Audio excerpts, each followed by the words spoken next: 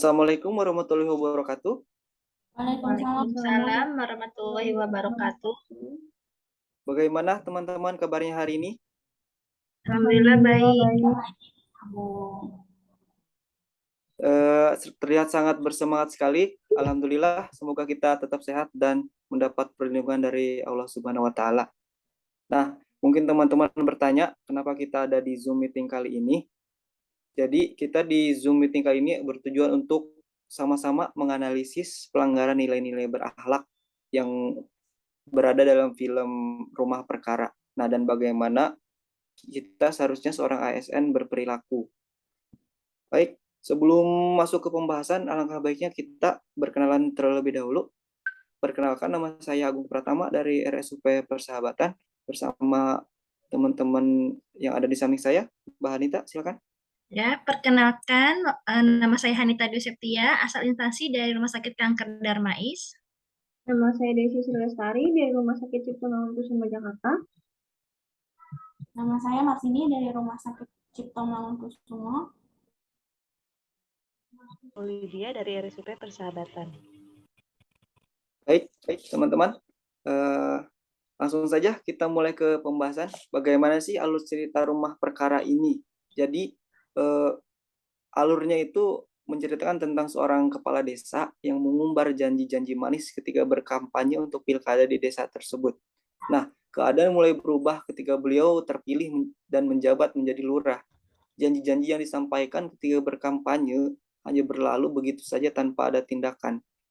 Beliau pun mulai haus dengan kekuasaan dan mengesampingkan kepentingan warganya hanya demi kepentingan investor yang menawarkan tawaran yang begitu menggiurkan untuk membuat real estate dengan ruko-ruko dan lapangan golf dengan dalih untuk menjadikan daerah tersebut menjadi tempat wisata. Nah, kemudian penggusuran tempat tinggal warga pun dilakukan untuk pembebasan lahan menjadi sebuah real estate. Namun terjadi konflik di sini. Jadi di mana kepala desa tersebut memiliki selingkuhan, yaitu seorang janda yang tidak mau pindah dari rumah tersebut. Nah, karena rumah itu adalah rumah satu-satunya yang dia miliki. Kemudian saat para proyektor sudah habis kesabaran nih karena wanita itu tidak mau meninggalkan rumahnya, mereka membakar rumah wanita tersebut tanpa diketahui di dalamnya ada seorang anak Pak Lurah dan berusaha untuk menolong janda tersebut yang pada akhirnya mereka terjebak dalam kobaran api di dalam rumah tersebut. Dan film ini ditutup dengan penyesalan dan rasa bersalah dari lurah karena tidak melakukan tindakan untuk menjadi lebih proaktif. Baik, langsung saja. Bagaimana sih nilai-nilai yang tidak berakhlak dari Pak Lurah ini dan apa-apa saja intinya? Langsung ke poin pembahasan. Silakan. Ya, baik, terima kasih. Di sini saya akan memaparkan nilai-nilai berakhlak apa sih yang dilanggar oleh Pak Lurah dari segi berorientasi pelayanan. Pelanggarannya yaitu Pak Lurah melanggar komitmen dan janji warga sehingga tidak melayani warga dan memenuhi kebutuhan warga. Dia lebih mementingkan kepentingan pribadi daripada kepentingan warga. Di sini terbukti dari Pak Lurah mementingkan kepentingan investor yang akan membangun real estate. Lalu sehingga warganya merasa tidak nyaman dan pergi dari kampungnya. Sehingga Pak Lurah memiliki tidak mencerminkan nilai yang dapat diandalkan sehingga merugikan warga. Lalu penyelesaiannya dalam kasus tersebut sebaiknya sebagai seorang ASN, Pak Lurah harus memahami dan memenuhi kebutuhan warganya sehingga warganya merasa apa yang diinginkan terpenuhi oleh Pak Lurah. Lalu Pak Lurah harus melindungi warganya sehingga tidak merugikan warganya. Gitu. Baik, langsung ke poin yang akuntabel, silakan. Menurut saya, Pak Lurah tidak memiliki nilai berakhlak akuntabel. Di mana di awal cerita diceritakan pada saat pemilihan lurah, Pak Lurah yaitu Pak Yanto berjanji akan meningkatkan kesejahteraan masyarakat, memperbaiki posyandu, memperindah musola, dan melindungi warga dari berbagai ancaman. Tetapi pada kenyataannya semua bertolak belakang ketika Pak Yatmo telah menjabat sebagai lurah, sehingga bisa dibilang tidak dapat dipercaya dalam melaksanakan tugasnya dan tidak bertanggung jawab. Penyelesaiannya, seorang ASN yang baik harus melaksanakan tugas dengan jujur, bertanggung jawab, dan tidak menyalahgunakan kewenangannya. Dan harus selalu menjunjung tinggi integritasnya. Selain itu, Pak Lurah tidak memiliki nilai berakhlak kompeten.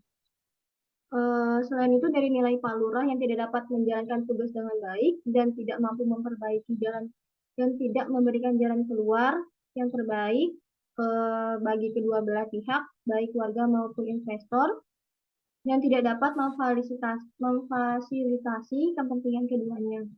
Penyelesaiannya sebagai pelayan publik, Pak Lurah seharusnya bisa menjadi negosiator yang baik, yang dapat memberikan solusi demi kepentingan masyarakat dan bersikap jujur dengan masyarakat terkait tujuan utama dari investor tersebut untuk membangun real estate di lahan warganya. Oke, poin selanjutnya, poin yang harmonis, bagaimana nilai-nilai yang dilanggar dan bagaimana seharusnya nilai harmonis diimplementasikan. Silakan. Baik, terima kasih Mas Agung atas kesempatannya. Saya akan membahas nilai berakhlak harmonis yang dilanggar oleh Pak Lurah. Dari sikap yang mementingkan keinginan pribadi Pak Lurah, Pak Lurah itu menciptakan lingkungan yang tidak harmonis terhadap masyarakat yang terletak di setempat. Banyak yang kecewa terhadap keputusannya yang diambil mengenai pelepasan lahan. Selain itu, Pak Lurah juga tidak menghargai pendapat warganya, seperti yang digambarkan Pak Lurah itu tidak menghargai pendapat si janda Ella ini untuk tidak memberikan lahannya yang akan dibangun DST tersebut. Seharusnya sebagai ASN, Pak Lurah itu dapat membina hubungan yang baik dengan warga, memiliki nilai harmonis dengan selalu menghargai setiap warga tanpa melihat perbedaan latar belakangnya, suka menolong warganya yang membutuhkan agar tercipta lingkungan yang kondusif di lingkungan tersebut, baik di lingkungan masyarakat ataupun kehidupan berkeluarga dan bertetangga. Kemudian nilai berakhlak yang dilanggar oleh Pak Lurah yaitu nilai loyal. Pak Lurah tidak memegang teguh ideologi Pancasila, yaitu tidak memiliki rasa kemanusiaan yang dicerminkan dari tindakan Pak Lurah yang berusaha mengusir si janda Ella dari rumahnya. Selain itu, Pak Lurah juga tidak dapat berkomitmen atas janji yang sudah dibuatnya, terutama janji kepada masyarakat yang penuh harapan untuk mendapatkan kehidupan yang lebih layak. Sebagai seorang ASN, idealnya selalu menepati janji dan mengutamakan kepentingan bersama, bukan kepentingan pribadi atau golongan. Segitu aja, Mas Agung, dari saya. Terima kasih. Baik, selanjutnya ada dua nilai-nilai lagi nih. Mungkin bisa ditambahkan oleh Mbak Nida. Baik, terima kasih Mas atas waktunya. Saya akan menjelaskan tentang pelanggaran nilai adaptif. Untuk nilai adaptif, Pak Lurah bersikap tidak proaktif terhadap warganya, tidak membela para warganya, malahan Pak Lurah itu hanya mementingkan kepentingan dirinya sendiri dan hanya diam melihat warganya dipaksa untuk merelakan rumahnya demi pembangunan real estate. Sebagai seorang ASN, harusnya Pak Lurah bersikap proaktif dan cepat menyesuaikan diri dalam menghadapi perubahan yang terjadi dengan melakukan berbagai inovasi sehingga tercipta lingkungan yang aman, damai, dan harmonis. Selanjutnya untuk nilai kolaboratif, Pak Lurah juga tidak mencerminkan nilai kolaboratif, yaitu di mana Pak Lurah tidak memberikan warganya kesempatan untuk berdiskusi tentang permasalahan yang terjadi di desa tersebut, di mana di cerita tersebut akan ada pembebasan lahan milik warga yang akan dijadikan real estate. Pak Lurah sudah melakukan kerjasama, namun kerjasama yang dilakukan itu dalam hal yang negatif, yaitu dia bekerja sama dengan pihak investor yang hanya mementingkan diri mereka masing-masing tanpa memperdulikan masyarakat luas. Seharusnya sebagai seorang abdi negara bisa memberikan kesempatan berbagai pihak untuk berkontribusi dalam segala hal, apalagi untuk kepentingan bersama. Dan kita juga dianjurkan untuk terbuka dalam bekerja sama, namun dalam hal yang positif dan tidak merugikan orang lain. Itu aja Mas dari saya. Baik, terima kasih teman-teman, Mbak Nida juga. Dan mungkin yang bisa saya sampaikan dari Zoom meeting kali ini bahwa dalam film ini banyak sekali pelanggaran yang dilanggar oleh seorang Pak Lurah. Dan dari ada 7 poin ya tadi kita bahas. Dan tentunya juga ada penyelesaiannya yang seharusnya bagaimana ASN ini berakhlak, yaitu kita harus memenuhi janji kita salah satunya, dan harus bersikap kolaboratif juga yang tadi di akhir ya. Baik, mungkin sebelum kita menutup ada yang mau ditambahkan teman-teman? Ini sepertinya cukup, Mas. Cukup? Baik, paling sekian pertemuan kita kali ini dalam membahas rumah perkara.